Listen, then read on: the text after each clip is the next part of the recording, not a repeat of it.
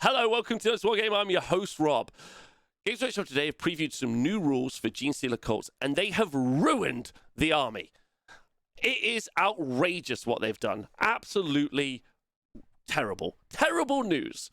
Previously, a lot of people were saying that they thought it was an excellent change, but they have destroyed the Genestealer cult inclusion with Astra Militarum. Now, the Brood Brothers rule used to be a rule that the Genestealer cults had, which allowed you to take Astra Militarum units in your Genestealer cult army. However, they have changed this significantly. A huge change in that only 25% of your army can be from Astra Militarum. Now, this is pretty massive because later on in the article, they go on to describe the fact that you obviously could take the Lehman Russ tanks, which saw an uptick in the FAQ, going from a 3 up to a 2 up save, which is huge. Really good. You would obviously want to put them in your Genestealer cult's army, not your actual Genestealer cult models.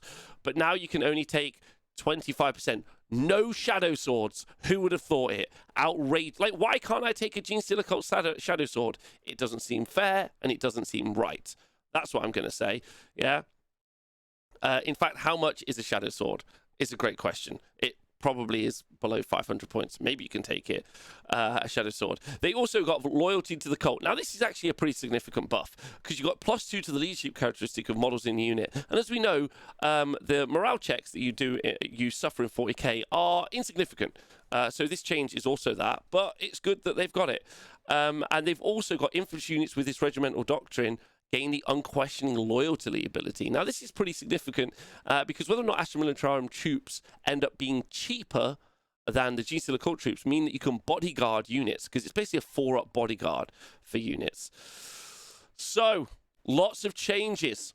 Lots of changes that we've talked about there in detail. What do you think is the real question? Please leave in the comments below your thoughts. Will this change how your army plays? I don't have any real strong feelings either way. It could be good, it could be bad. We'll have to wait to see. Really, it's down to you guys to decide in the comments by liking and subscribing whether or not this is true. I promise I'm going to read every single one, so please do let me know what you think. Thanks for listening to Wargamer.